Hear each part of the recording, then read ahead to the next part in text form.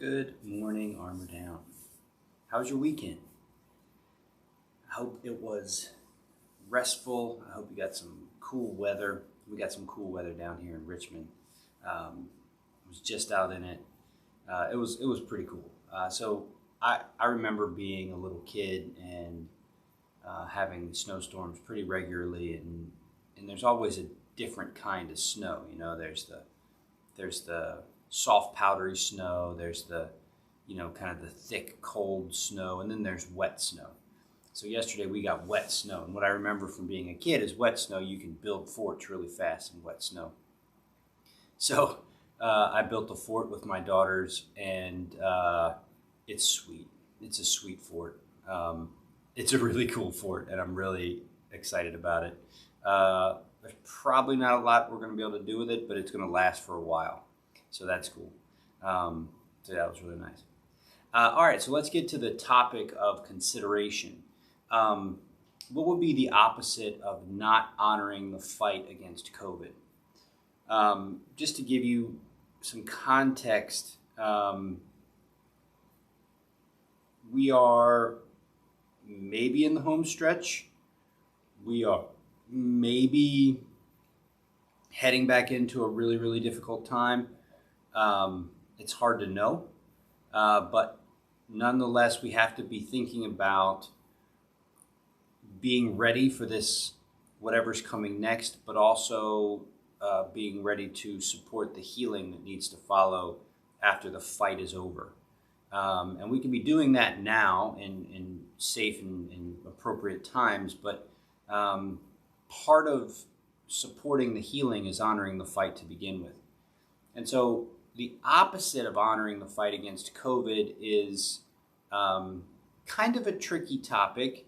How do you really wrap your head around fighting against something that's not really like an enemy as you would normally think? And the best analogy I could come up with, because I've been thinking about this, is the difference between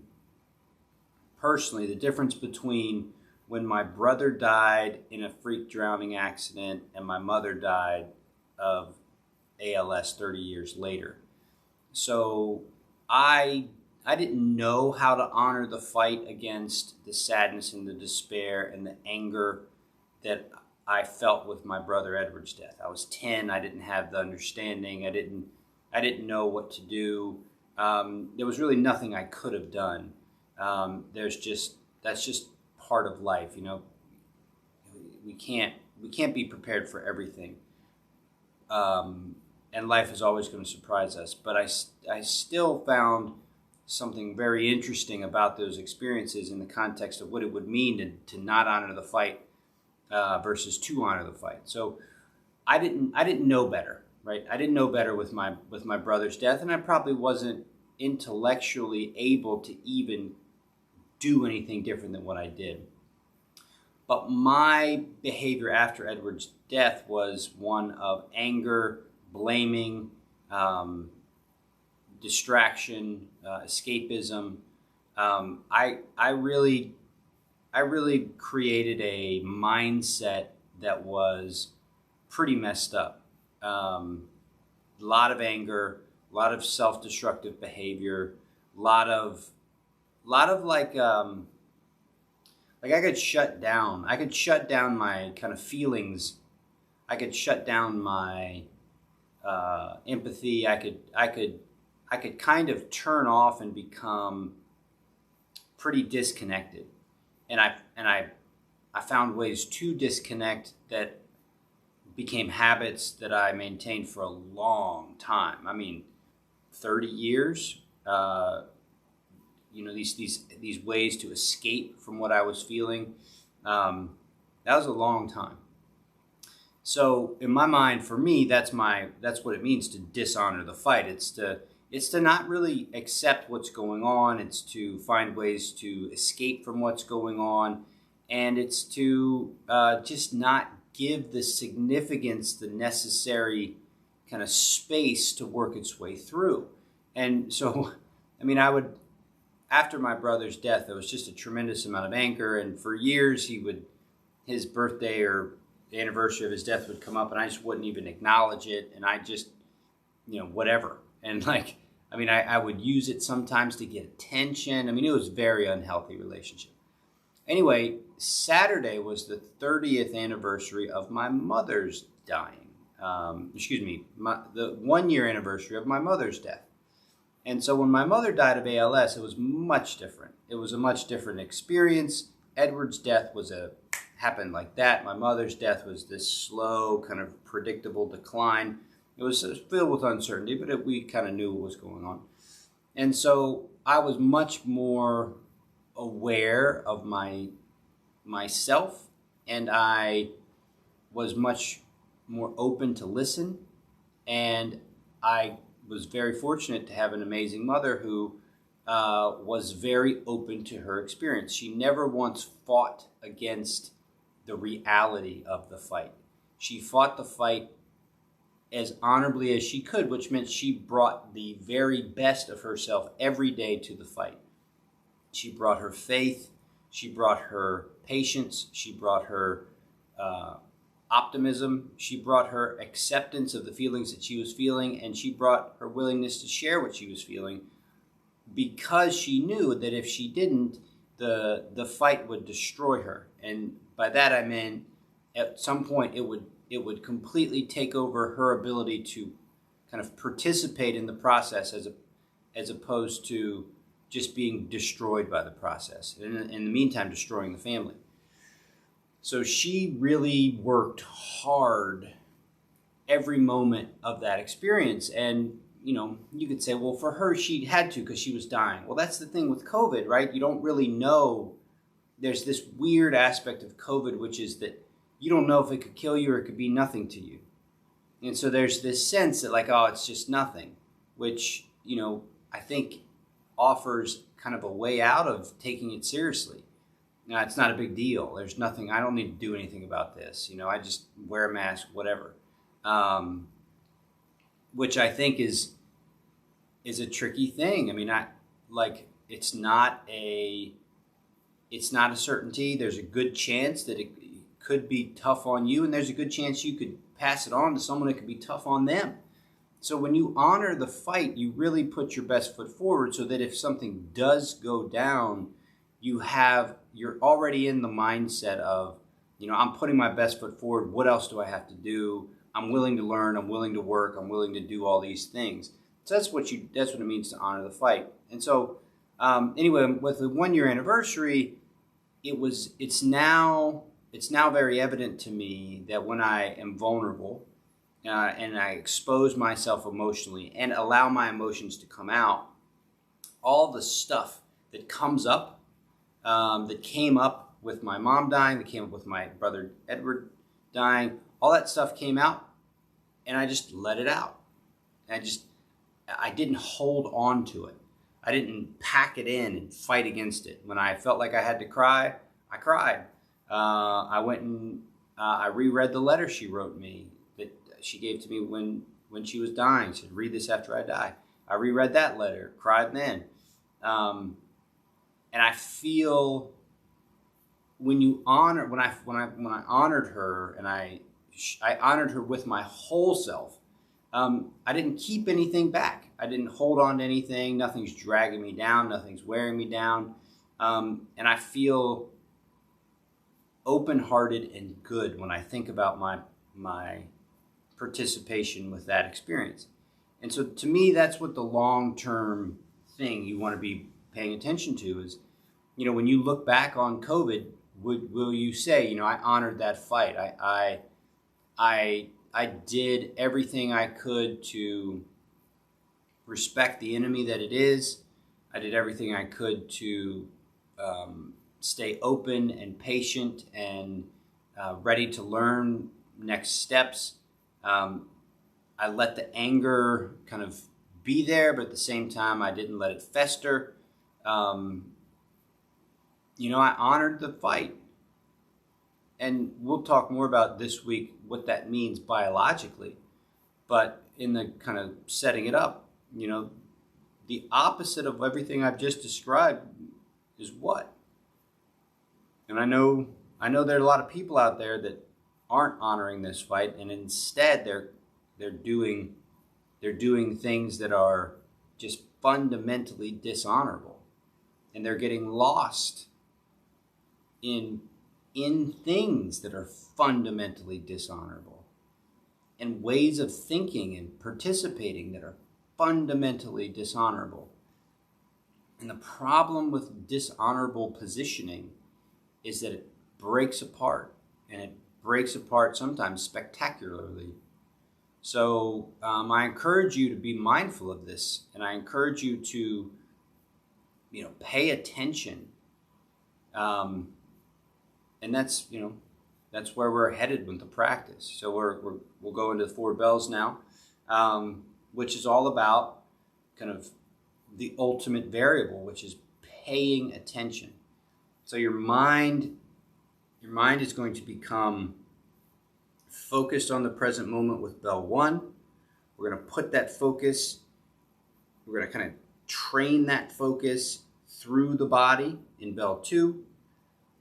We're going to train the mind to stay focused on the breath in bell 3. And then in bell 4, we're going to let the mind kind of expand and express through the opening of the heart. It's almost like the mind disappears. In bell 4, the focused, trained mind that we've kind of cultivated kind of goes and becomes bigger than itself. And we do that through gratitude, where the mind kind of opens itself, expands itself to the things that are meaningful for you, and it expresses them. And then we kind of use mind to send that goodwill within us in the direction of people who might need it by expressing compassion.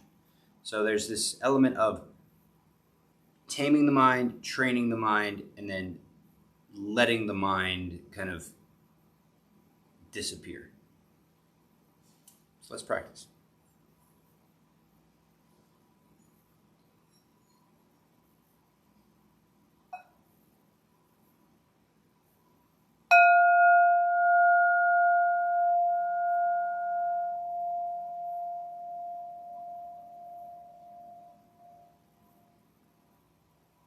So what do you notice in your present moment? Sight, sound, taste, touch, smell. Is there a smell that's standing out for you? A sound? A feeling from maybe the temperature in your room, or the warmth of a blanket?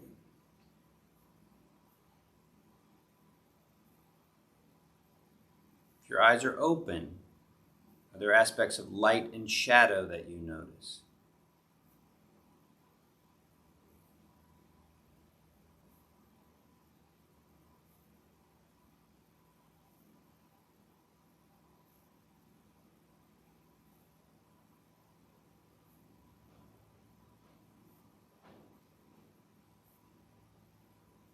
Are there sounds that kind of show up and disappear?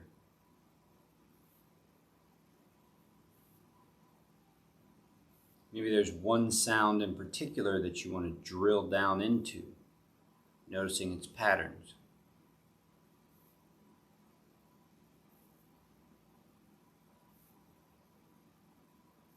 Maybe there's temperature, the way cold feels, where cold feels cold, temperature variations on the body, all things taking place in the present moment.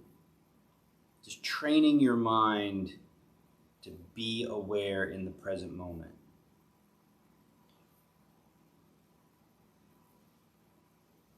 Now we're going to take that same present focus and send it through the body.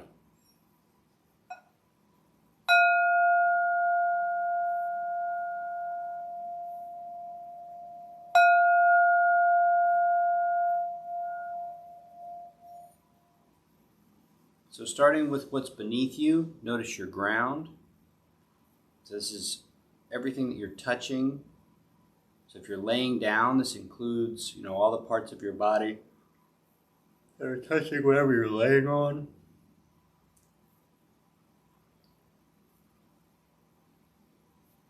Rear end, sides of ankles. And, if there's an aspect of your ground that's not comfortable, feel free to change it. You're already doing this stuff regularly anyway.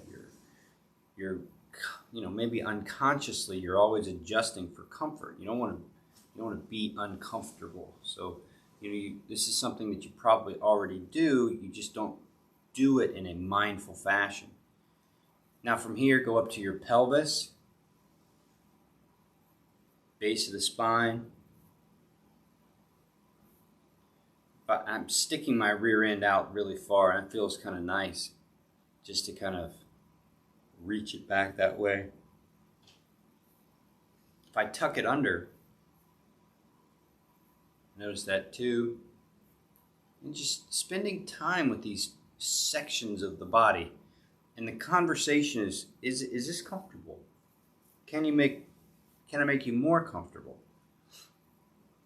It's just a conversation to be had. I'm from the military background where there's no conversation of comfort. There's just conversation of the job gets done. So, you get better at whatever you do regularly. And so learning how to reconnect to the body was real helpful for me. Moving up to the core space, I've been doing a lot more core work. So I've enjoyed the feeling of my core feeling tighter and more kind of compressible. I don't walk around with my core tight, but I like the feeling of being able to really compress it. So, just kind of practicing compressing it and letting it out and being kind of even with it. From here, coming up to the heart space. This is where, I think, like Superman, right? Where you got that symbol right on your chest. Is that symbol facing down? Is that symbol facing up? Or is it kind of balanced and flat? And then where do my shoulder blades sit? Moving the shoulder blades. I spent years of my life only thinking about my shoulders in the context of the muscles and how they looked. I never really thought about the shoulder blades and the movement of the collarbones. Coming into the throat space, chin.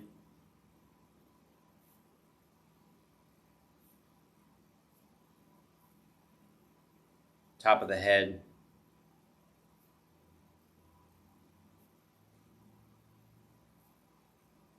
Now, hack the face, hack the vagus nerve by softening the face, letting everything kind of get soft. Yeah.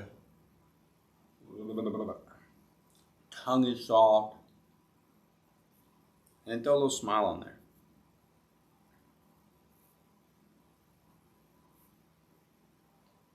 It's like the Buddha.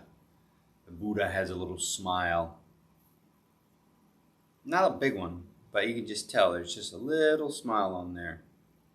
It's just sending a signal. It sends a signal through the vagus nerve. The vagus nerve receives the signal, sends it through the body, through the brain. Hey, everything's good. The parasympathetic side of the nervous system can be revved up. It's all good.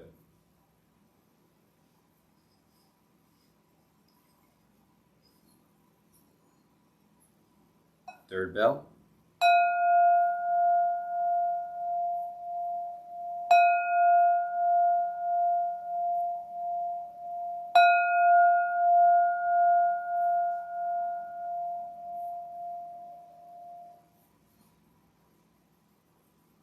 Notice your breath as it is.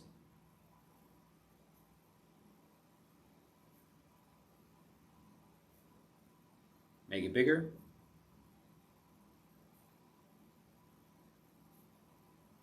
Let it out easy. Make it big enough to feel your body move as you breathe in. Now let it out with some sound.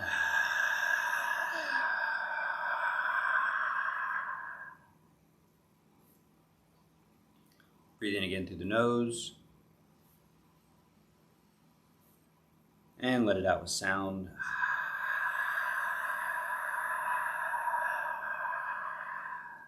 Now, we're going to do 2 more rounds just like that. What I want you to notice is how thinking about the breath, concentrating on using the breath, doing stuff with the breath, can keep the mind occupied. Now, what I'm going to do is after we're going to do 3 more rounds of breathe in and then make a sound out, we're going to go quiet for a minute. And I want you to just watch your brain, watch your mind jump around, go to one place, go to another. And I want you to just practice bringing your attention back on the breath. Okay? So it's not what we're doing that has the biggest value. It's where you're putting your attention, choosing to move your attention around, which is the ultimate value. The ultimate value is the study of the attention, how to move it around. So the breath is the perfect opportunity. So 3 rounds of inhale through the nose, exhale with the sound, and then 1 minute of watching the mind.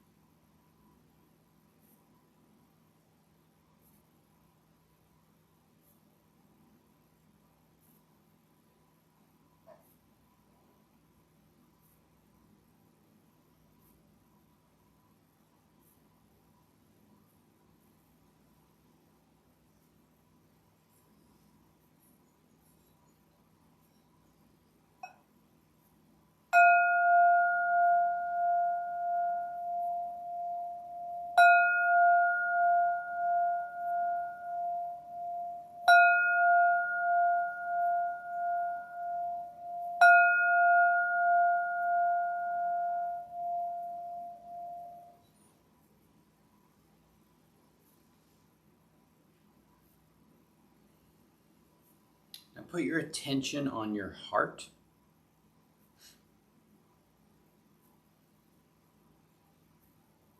What are you grateful for?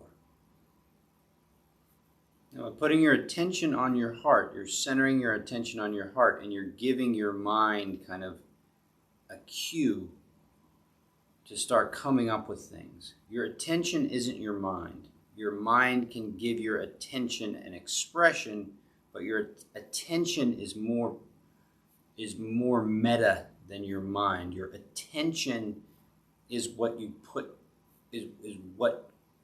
your attention is the chooser. You can choose to be attentive to your mind, or you can choose to be attentive to your body. And what we're saying is choose to be attentive to gratitude. Now, when you articulate what you're grateful for, whether it's in your head or out loud, that's your mind articulating what you've put your attention on. You kind of see that distinguishing element is that you're not your mind, you're not your body, you're the attention that is inside your mind and your body. And when you put your attention on your mind then comes up with what you want it to.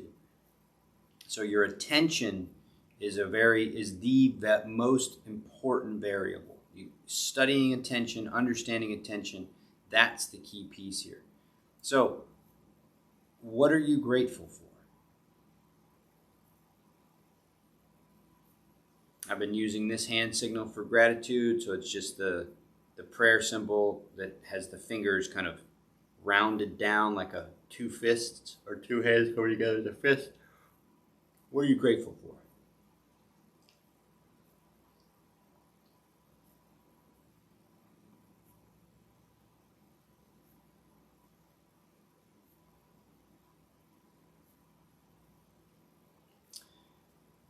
Then compassion.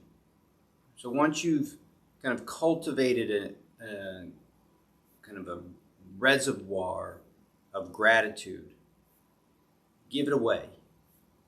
Give it away to those that are suffering. Give it away to someone or somebody or the planet, however you think your gratitude, your goodwill would be best served. Send it in that direction.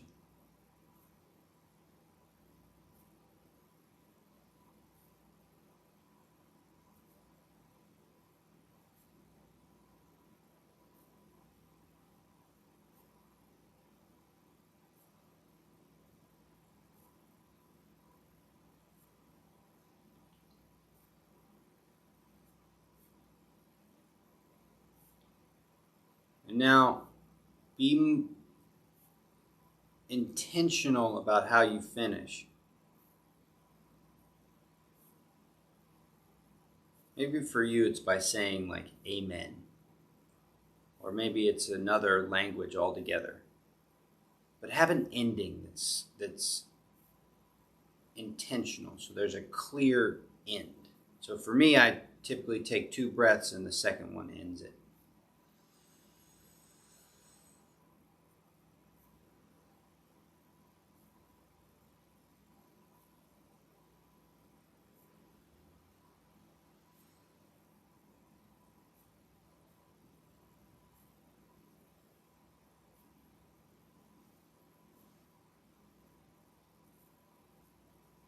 Good work. Good work. You know, if you're seeing this when it's live, awesome. If you're seeing this later on in the day, awesome too. But just know that when you practice, you honor life, right? I interact with so much gamesmanship, like doing everything other than honoring the situation, finding excuses, huge emotion, jokes. It's just an unskillful way. And so I really, I think you should feel good about yourself for, making the effort to honor your life and to honor this fight that we're in against COVID, because